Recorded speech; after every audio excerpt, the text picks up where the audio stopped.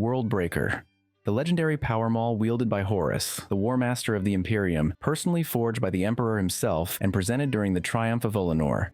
Its dark metal head alone was the size of an armored space marine torso, and while too cumbersome for any other warrior to wield gracefully, Horus used it effortlessly, demonstrating both his supreme strength and his unique standing among the Primarchs. Throughout the Great Crusade and later during the Horus Heresy, Worldbreaker became feared for its devastating impact, shattering ceramite armor and fortifications with ease. Beyond mere combat, it served as a physical symbol of Horus's authority as the chosen leader of humanity's vast military forces. Its most infamous moment came at the Siege of Terra, when Horus used it to shatter the spine of the Emperor himself. Years later, the weapon reappeared during Abaddon's confrontation with a clone of Horus, engineered by the heretical apothecary Fabius Bile. In the heat of their duel, Abaddon caught Worldbreaker mid-swing with the Talon of Horus and crushed it, shattering the weapon completely and putting a final end to its legacy. War Master's Talon. This weapon was a massive lightning claw with a twin-barreled combi bolter built directly into the gauntlet. It was designed during the Horus Heresy by the Dark Mechanicum to complement one of the first prototype suits of Terminator armor. The claw's curved blades, thumb talon, and ammo-fed bolter made it both brutal in melee and effective at range, and it quickly became Horus's signature weapon and a symbol of his command. Horus used the Talon during the Siege of Terra to kill his brother Sanguinius, and later turn it against the Emperor to severely wound him during their duel. After Horus's death, the weapon was recovered by Abaddon, his first captain, who tore it from his Primarch's corpse aboard the Vengeful Spirit. Abaddon has wielded it ever since. Now known as the Talon of Horus, the weapon has become one of the most feared icons in the galaxy. It has seen action in every Black Crusade, and the Blood Angels still bear a special hatred for the weapon that ended their Gene Father's life. Speaking of Abaddon, he is just one of the 80+ champions that you can lead in Warhammer 40,000 Tacticus, today's video sponsor. Tacticus is a strategic mobile game officially licensed by Games Workshop, which combines the setting we all know and love with a fast-paced gameplay loop. There's a vast array of game modes, both PvP and PvE, but the true core of Warhammer Tacticus is building your own squad of champions, upgrading them, and creating powerful synergies. For example, I've experimented running a tankier squad to resist as many turns as possible while stacking the ability of my Inceptor Sergeant and then use him to summon an army of Inceptors and sweep the battle. The game already includes 18 iconic factions, and the developers are constantly adding fresh content and events. In fact, they're just introducing a whole new faction, the legendary Custodes, the personal guard of the Emperor. In Tacticus, they are some of the toughest melee specialists out there, and if you want to secure these skilled warriors for your front line, you can download the game for free by clicking the link in the description or scanning the QR code you see on screen. And once you're in game, make sure to use code CUSTODES to get a huge head start on assembling your golden champions. A huge shout out to Tacticus for sponsoring this video, and now let's get back to the Primarch's arsenal. Krakenmaw. Krakenmaw was the original primary weapon of Leman Russ during the early Great Crusade. Like many of Fenris's weapons, Krakenmaw was brutally functional, but it also carried a sense of ceremony and heritage, heavily ornamented and crafted to match the stature of the Wolf King. The weapon served Russ for decades, cutting down enemies across countless worlds. But during the infamous Night of the Wolf, a violent confrontation between Russ and Angren, Krakenmaw was shattered in combat. With the blade lost, Russ later took up Mjalnar in its place, continuing the tradition of frost blades forged in the harsh spirit of Fenris. Mjalnar. This power sword has been known by many names throughout history. Among the remembrancers of the Great Crusade, it was called Bal Knight, a name derived from the old legends of the Age of Strife. But to the Space Wolves, it has always been Mjalnar, the Fang of the Wolf King. Leman Russ took the sword in battle, claiming it as a trophy of victory. Its exact origin is unknown, but its effects are well documented. Mjalnar is a finely crafted power sword, capable of cutting through most forms of armor, and its silver-white blade darkens with each kill, first turning red, then eventually black. It remains one of the most recognized weapons wielded by the Primarch of the Space Wolves. Axe of Helwinter. This was Leman Russ's favorite axe, less mysterious than his sword but no less deadly. Forged as a frost axe of exceptional quality, it was crafted using the kraken teeth of a legendary beast slain by Russ himself before the Emperor's arrival on Fenris. The creature's name, Helwinter, would later be passed on to the weapon. The axe was fitted with a disruption field generator, enhancing its already brutal cutting power. In combat, a single strike from the Axe of Helwinter was strong enough to split power armor or even breach the plating of a battle tank. Among the warriors of Fenris, it stood as a symbol of strength and skill, honest, direct, and devastating. Spear of Russ.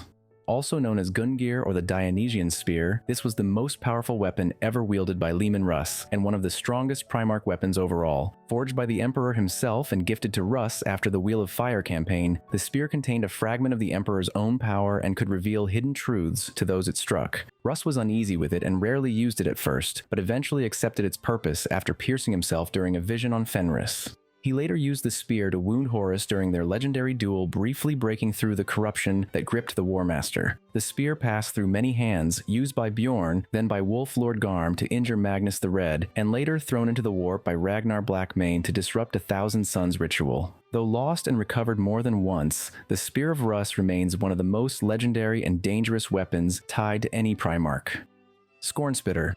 Originally a standard Space Marine bolter, Scornspitter was reforged by the Primarch Vulcan into a custom weapon built for Leman Russ. The result was a large but perfectly balanced pistol, adapted for the Wolf King's size and fighting style. Despite Russ's reputation for standing apart from the other legions, this weapon was a gesture of mutual respect. Vulcan gifted it to him after their forces fought side by side during the harsh campaign on San Katos. Russ valued both the weapon and the bond it represented and carried Scornspitter as a mark of that rare alliance.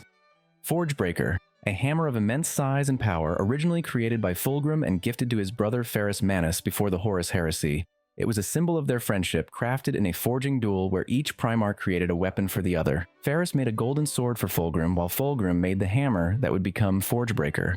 Built with an ebony haft and an eagle-headed strike face, Forgebreaker was beautiful and devastating. It incorporated gold and silver inlays and could only be wielded by a Primarch. A single blow was said to level fortifications or crush enemy war engines. After Ferrus Manus was killed by Fulgrim on Istvan V, the hammer was taken as a trophy. It later passed to Perturabo, Primarch of the Iron Warriors, as a gift from Horus to seal their alliance. Forgebreaker has remained in his possession ever since, likely still kept on the demon world of Medrengard in the Eye of Terror. Blade of the Laer. This single-edged weapon was discovered by Fulgrim during the cleansing of Laren, a Xenos extermination campaign in the final years of the Great Crusade. Unknown to the Imperium at the time, the Laer were a Slaneshi corrupted species, and the blade Fulgrim recovered was a demon weapon, housing a fragment of a greater demon of the Dark Prince. After claiming the sword, Fulgrim began to hear whispers that slowly corrupted him, eventually leading to his possession by the demon inside. He wielded the blade during his final duel with Ferrus Manus, where it was used to deliver the killing blow, though Fulgrim tried to resist. Once the demon left the sword and took full control of Fulgrim's body, the blade lost much of its power. It was later passed to Lucius the Eternal as a gift. Though no longer a demon weapon, it remains a deadly relic, lightweight, exquisitely crafted, and still lethal in the hands of one of Chaos's most notorious champions. Firebrand. Firebrand was one of several sidearms Fulgrim carried during the Great Crusade, chosen more for style than necessity. It was a master-crafted Volkite charger, an advanced thermal weapon known for its searing heat and deflagrating effects. Unlike its heavier variants, the charger was compact and allowed for greater mobility, making it ideal for close-quarters combat. Firebrand wasn't one of his signature weapons, but it reflected his appreciation for elegant design and precise lethality. Thunderhead. One of the first weapons wielded by Vulcan, a finely crafted thunderhammer from the early days of the Great Crusade. Though powerful and reliable, it was eventually set aside as Vulcan adopted more advanced war gear. He later replaced Thunderhead with Dawnbringer, a more potent weapon that better matched his role as a Primarch and Forge Lord of Nocturne. Dawnbringer, a massive warhammer forged by Vulcan himself, crafted from a nearly indestructible material and far too heavy for any but a Primarch to wield. In battle, it shattered fortifications, crushed tanks, and broke through the toughest armor with ease, becoming one of the most devastating melee weapons of the Great Crusade. Hidden within the weapon was an advanced teleportation system, allowing Vulcan to escape even across planetary distances. He once used it to escape the Night Lord's flagship, the Nightfall, jumping from the bowels of a lethal maze trap. Dawnbringer was originally forged as a gift for Horus, but Vulcan ultimately kept it after sensing darkness within his brother. He later carried the hammer to Istvan V, and it remained with him through captivity and resurrection. After Vulcan returned to life on Nocturne, he laid Dawnbringer to rest and chose a new weapon, Urdrakule. Urdrakule, Vulcan's most powerful warhammer, forged after his resurrection on Nocturne. Far more destructive than his earlier weapons, it was capable of unleashing arcs of flame from its core and delivering strikes strong enough to shatter even Ferrus Manus's necrodermis arm, a feat once thought impossible. It combined Vulcan's mastery of craftsmanship with the raw, punishing force of a Primarch's strength, and it held the combined power of all of his past forged weapons. Doomtremor. As you'll have guessed by now, Vulcan was a hammer enthusiast, and Doomtremor is another thunderhammer he forged during the 32nd millennium, created in response to the orc invasions led by the Beast. Enormous in size and weight, the weapon was far too heavy for even a Space Marine and Terminator armor to lift. Beyond its brute force, Doomtremor featured advanced technology that allowed it to absorb incoming energy attacks and redirect them back at the enemy. It was a perfect fusion of Vulcan's craftsmanship and battlefield practicality, built for war at its most brutal scale. The Furnace's Heart, a unique energy weapon similar in function to a plasma pistol but firing charged shells in precise, cutting blasts. It was a personal gift from Ferrus Manus to Vulcan, crafted with ornate detail and deadly output, capable of slicing through multiple heavily armored targets. Despite its power, Vulcan rarely favored the weapon, for reasons that were never made public. Still, he carried it into battle during the Drop Site Massacre at Eastvan V, choosing to honor his fallen brother by wielding the weapon one final time.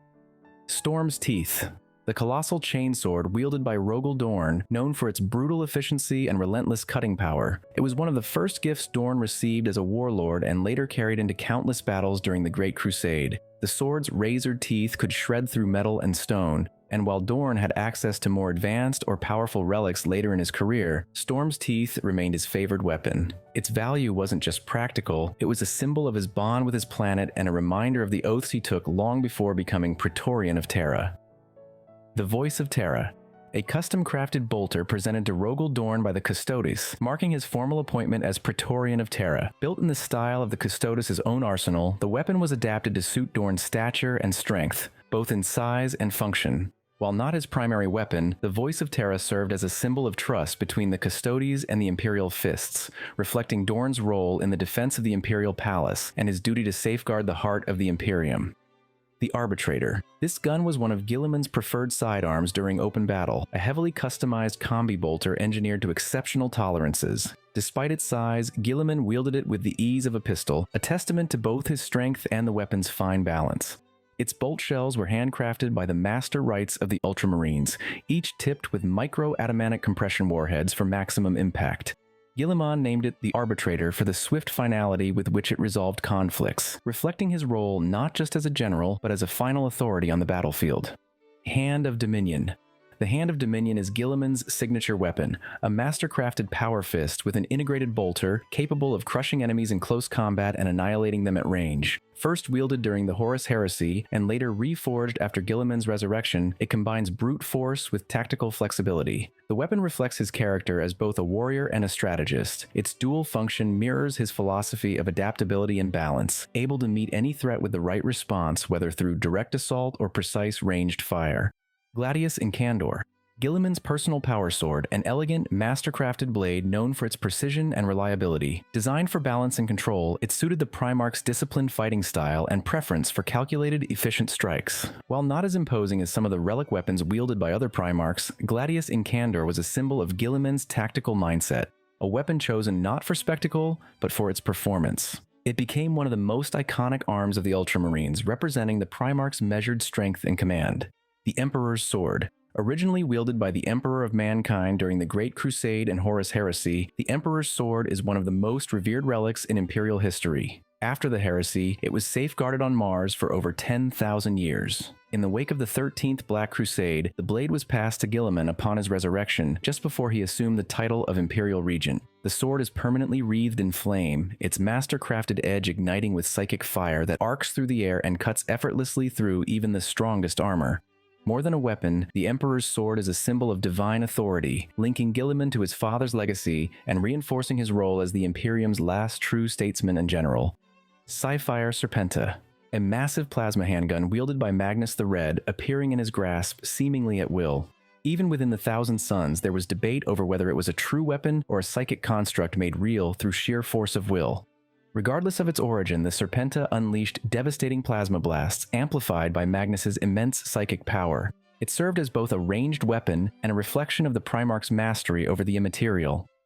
Blade of Magnus. Originally known as the Blade of An-Nunura, this weapon was inspired by a war god of Prospero and forged in the form of a curved khopesh. It blended ancient myth with imperial weapon technology, and in Magnus the Red's hands, it was already a deadly tool. After Magnus's fall to chaos, the blade changed alongside him. Now known simply as the Blade of Magnus, it reshapes itself at his command and radiates mutagenic warp energy. With it, he can sever soul from flesh, bisect tanks, and destroy squads in a single sweep. But for some victims, death is only the beginning. The weapon's corrupting power warps their remains into chaos spawn, turning the blade into a conduit of sorcery and mutation. Blade Encarmine, one of the signature weapons of Sanguinius, carried alongside his spear during the Great Crusade and Horus Heresy. An ornate power sword, it was said to respond only to those who carry the gene code of the angel himself. Sanguinius wielded it in several key battles, including his last stand protecting the Imperial Palace. After his death, the blade was passed to Belarius, the first chapter master of the Blood Angels. The sword was later lost and then recovered through a mission deep into the Eye of Terror, carrying with it both the legacy of Sanguinius and the sacrifice of those who fought to preserve it. Spear of Telesto, Sanguinius' most legendary weapon, with a blade shaped like an elongated tear, hollowed at the center to represent the single drop of blood Sanguinius shed when he swore loyalty to the Emperor. The haft depicted the Primarch as a hooded angel, and beneath it hung a purity seal, handwritten by the Emperor himself. In battle, the spear could unleash blasts of energy capable of vaporizing anyone who didn't carry the blood of the angel. It was this very spear that he used to impale Angron at the end of their duel. The spear was believed lost after the heresy, but centuries later, records of its location resurfaced. It was eventually recovered by the Inquisition in an Orc-held region, returning a sacred relic to the Blood Angels chapter. Infernus. The Infernus was a personal sidearm carried by Sanguinius during the Horus Heresy. Designed as a powerful pistol, it fired specialized incendiary ammunition capable of inflicting heavy damage to squads of legionaries and vehicles. Though not as symbolic as his sword or spear, the Infernus was a practical and devastating tool favored by the Primarch for its reliability in close engagements where precision and stopping power were essential. Moonsilver Blade. This was a backup weapon carried by Sanguinius, used alongside the Spear of Telesto as a weapon specialized in countering demons. It was forged from the same alloy as the frame of the Phalanx, the fortress of the Imperial Fists, and gifted to him by Rogel Dorn. Though less prominent than his other weapons, the Moonsilver Blade was a trusted tool, kept at the Primarch's side to deal with warp entities. The Lion Sword. The signature blade of Lionel Johnson, Primarch of the Dark Angels during the Great Crusade. It served him through countless battles and became a symbol of the Legion's honor and discipline. It's a fairly heavy two-handed sword, but the lion would make it appear weightless through his skills. At some point after the heresy, the sword was broken and lost under unknown circumstances. In the current era, it is rumored to be in the possession of Psyfire, the mysterious fallen angel. According to legend, Psyfire seeks to reforge the blade and present it to the Emperor, hoping that this act might earn redemption, not just for himself, but for all the fallen. Wolf Blade. The Wolf Blade was a massive two-handed chainsword wielded by Lionel Johnson during certain campaigns of the Great Crusade. Classified as an eviscerator, the weapon was brutal and efficient, designed to tear through heavily armored foes with sheer force. Unlike the more refined Lion Sword, the Wolf Blade reflected a different side of the Primarch, direct, aggressive, and uncompromising. Though not his primary weapon, it saw use when overwhelming strength was required to break the enemy line. Fealty. Fealty is a power sword forged for the Lion after his return to the Imperium in the Era Indomitus. Built in the style of traditional Caliban arming swords, it reflects the knightly heritage of the Lion's lost homeworld while incorporating advanced Imperial technologies. Larger than any standard blade and crafted specifically for a Primarch's strength and reach, Fealty is optimized for wide, sweeping strikes, enhancing the Lion's ability to engage multiple enemies in close combat. Since his reawakening, it has become his primary melee weapon, a blend of ancient tradition and modern warfare suited to a warrior reborn in the Imperium's darkest hour. Arma Luminis. A special combi weapon wielded by the newly returned Lionel Johnson. Discovered on Avalus, it combines a plasma pistol with an automatic bolt pistol, both housed in a frame perfectly sized for a Primarch. The weapon delivers extreme firepower in a compact form, capable of burning through reinforced bulkheads or carving a glowing tunnel through the armor of a battle tank. Since his return, Arma Luminis has become the Lion's preferred ranged weapon, but his specialty remains melee combat like most other Primarchs. Silence. Silence is the massive two-handed scythe wielded by Mortarion, Primarch of the Death Guard. Its curved blade spans the height of an average human, and even among the weapons of the Primarchs, it stands out as one of the most feared. The weapon's origins are shrouded in dark legend. Some believe it to be the very scythe once wielded by the monstrous Necare, Mortarion's adoptive father.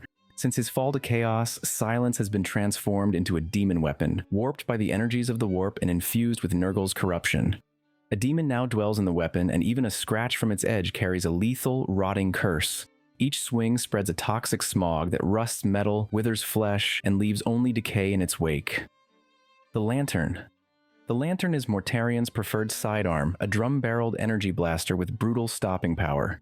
Its design is heavy and functional, suited to the grim aesthetic of the Death Guard Primarch. The weapon originated on the industrial world of Shenlong, where it was crafted by the leader of a cult of dragon-worshipping assassins. After the Emperor destroyed the cult to bring Shenlong into compliance, the weapon eventually passed to Mortarion, who adopted it as his own. Since then, the Lantern has remained at his side, delivering precise, armor-piercing shots in battle to complement the sweeping devastation of silence. Illuminarium. The power maul wielded by Lorgar, Primarch of the Wordbearers. It was forged by Ferrus Manus in a rare gesture of brotherly support towards Lorgar, perfectly balanced for his build and fighting style. Though it appears ornamental, the weapon is brutally effective in close combat. Its design, both symbolic and functional, is often cited as the inspiration for the Chaplain's signature weapon, later adopted across the Imperium. In battle, Illuminarium served as both a tool of war and a symbol of Lorgar's authority as the bearer of the Imperial truth, until that truth was replaced with something far darker. White Tiger Dao. The White Tiger Dao was the personal blade of Jagatai Khan, a master-crafted saber shaped in the style of a tulwar. Designed for speed and precision, it was especially effective when used from the saddle of the Khan's favored mount, a Sojutsu pattern void bike. Its curved edge allowed for powerful sweeping strikes in motion, making it an ideal weapon for the hit-and-run combat style of the White Scars. The Dao reflected the Khan's preference for fast, fluid warfare, combining elegance with lethal efficiency. Storm's Voice, a unique Archaeotech pistol wielded by the Khan during the Great Crusade and Horus Heresy. It's a relic of the dark age of technology, and it was gifted to the Khan by the Emperor himself. The weapon fired blasts of searing lightning, capable of deflagrating enemies on contact.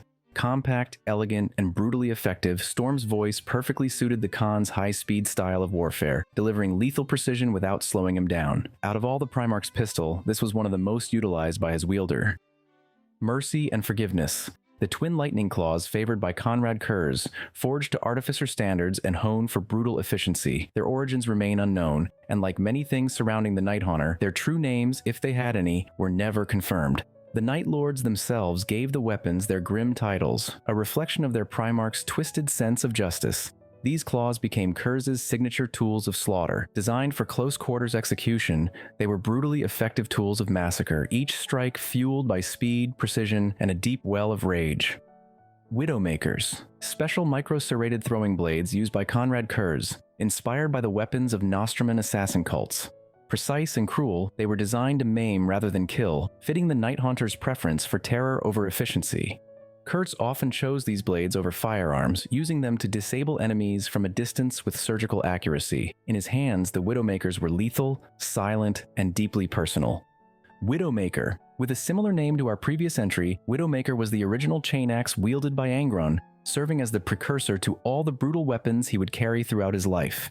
It was a crude but deadly instrument of war, emblematic of Angron's raw and unrelenting combat style during the early days of the Great Crusade. The weapon met its end on the world of Genna, where Angron was confronted by Leman Russ, sent by the Emperor to hold him accountable for the atrocities of the World Eaters and the widespread use of the Butcher's Nails. Russ challenged Angron in open combat, and during the fight, Widowmaker was destroyed. Brazentooth, the massive two-handed chain axe wielded by Angron before he adopted Gorefather and Gorechild.